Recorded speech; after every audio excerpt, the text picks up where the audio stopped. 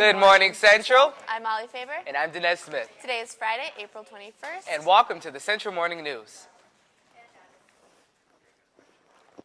Class of 63 applications are due Monday, April 24th to Ms. Kretschy's in CRC. A Gustava Adolphus College representative will be in the CRC at 11:15 today. Zara Andor is representing Central High School today at the state speech competition at Bloomington High School. We wish her well. Roots and Shoots is having an Earth Day party today in room 509 after school. Food, games, and fun await all who attend. And now, here's Sarah Jost with information about Havana Nights boat dance and Mao Vang with information regarding talent for graduation. Hey seniors, today is the last day to buy a ticket for the Havana Nights boat dance, which is next week on Friday, April 28th. Tickets will be on sale during lunch in the lobby for $16. Make sure you guys come get a ticket, seniors, because you don't want to miss the boat dance. Also, the Senior Class Council will be hosting talent auditions for graduation. The following seniors must come after school for their audition: Geraldine McNeil and Rachel Graber, Erin Hedenstrom, Vance and Dante, Nellie Woodson and Tamika Brown, and Jonathan Yang. We are still accepting acts, so please sign up after school. Thank you. Thanks, you guys. Thanks, girls. The May Driver's Ed class is full. There will be 2 classes held at Central in the summer. More information, go to room 241. Central's Jua Lore is a member of the class of 2006, won the 2nd place award in the short story category of What About Peace contest. This is a national competition for young people to express their feelings and ideas about peace. Congratulations, Jua. And now we have Troyana Rodriguez with your movies for this weekend. In the Centennial, Pete Garrison is the most decorated agent in the history of the Secret Service, the president's last line of defense. But now wrongfully suspected of targeting the president for assassination, Garrison has become the Secret Service's worst nightmare.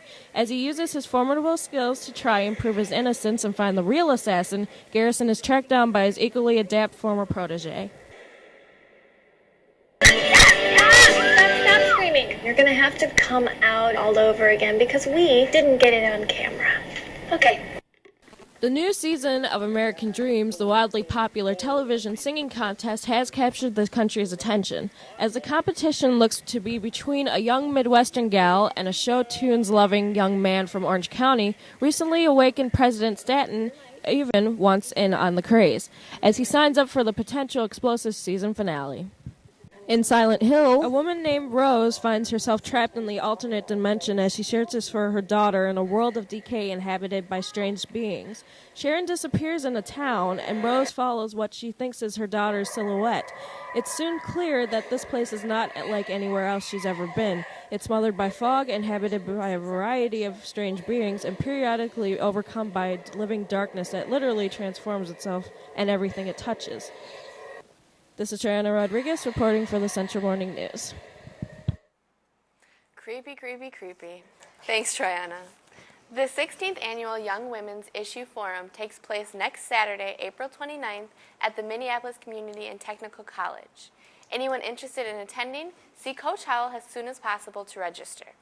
There is free transportation along with free breakfast and lunch. The MCA test and SAT 10 test is held next Tuesday, April 25th, and next Wednesday, April 26th, starting at 7:30. 9th grade students take the SAT 10 test, 10th grade students take the MCA reading test, and 11th grade students take the MCA math test. Bring your own calculator. Seniors have late start on those 2 days. See Ms. Nelson in the guidance area if you have any questions. Look away. Habitat for Humanity Workday is Thursday, April 27th. You can sign up in room 213. The Student Council Dance Committee meets in the cafeteria today at 4 p.m. after school. And now, here's Shelby Rhodes and Lalu Bibi with information about Spring Fling Dance. Hi Central, I'm Shelby. And I'm Lalu. And Lalu's going to tell us a little bit about the Chipotle drawing. Yep, we are drawing for Chipotle today. I know you guys have been waiting all week for this. It's a big deal. Reminder to the winner, we're going to come and you're going to fill out what you want on each one of your 5 burritos, and those will be delivered to your lunch on Monday. So without further ado, Stuart Austin, Miss Bayer's Advisory Room 567. Stuart. Congratulations. Big Wow. winner today. Also a reminder that Change Yours is still going on in all 3 lunches. The winner, the grade winner, will be announced on Monday. And remember that money goes to Open Your Heart to the Hungry and Homeless. So it's for a good cause and support your class. Keep donating, Central. And I want to remind you that today is Lost at Sea Day. I am a sailor, and Lalu is my mermaid here. Tonight is Spring Fling. You can still buy a ticket for $5 in all 3 lunches today. The dance starts at 7 and it will end at 10:30. And we want to let you know that please do not bring any kind of valuable item or a purse. That's a valuable item. So you can check your codes, but we ask that you don't. It's just better to leave it at home. You don't want to get it stolen, Central. Thank you. Thanks. Thanks, Shelby and Lalu. And if Stuart is watching, remember, don't be greedy, give some Chipotle to the needy. About 105 band and orchestra members and 30 members of Central's choir participated on Tuesday at the 15th Annual St. Paul School's Ordway Honors Concert in downtown St. Paul at the Ordway Center of Performing Arts. The concert featured the top musicians from St. Paul Public Schools. Students got an opportunity to work with outside conductors and musicians from other schools.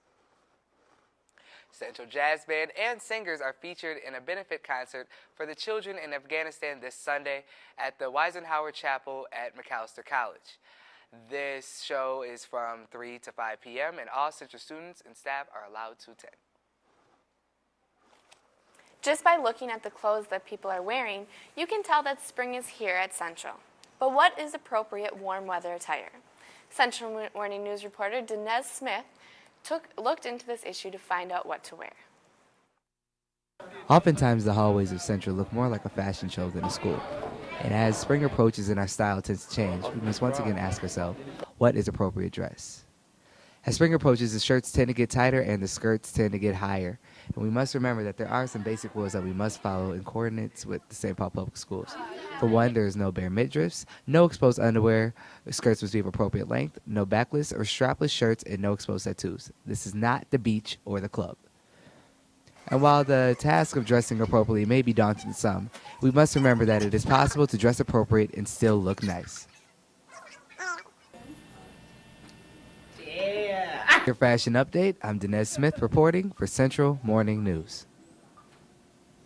Thanks, Dinez. And remember, dressing for school is different than when you're with your friends. And now we go back to Dinez with Minutemen Sports Action. Thanks, Molly. The Central Girls Badminton team goes against the Como Cougars today at 3:15 at Como. The girls are currently second in conference with a 4-1 record. Good luck, girls. Yesterday, the Central Minutemen baseball team lost to Highland Park 9-0. The next game will be Tuesday against the Johnson Governors. The boys tennis team will take on the Arlington Phoenix at 3:30 at Central. Good luck, boys. Yesterday, the girls softball team suffered a tough loss to Minneapolis Southwest 10-5. The girls take on the Arlington Phoenix today at 4 at Arlington. And that's all the news for today, Central. And congratulations to advisories of Ms. Pfeiffer and Rempel. They won the pizza party for completing their 6-year plan. And until next time, may all your news be good news. And stay tuned for Advisor of the Week.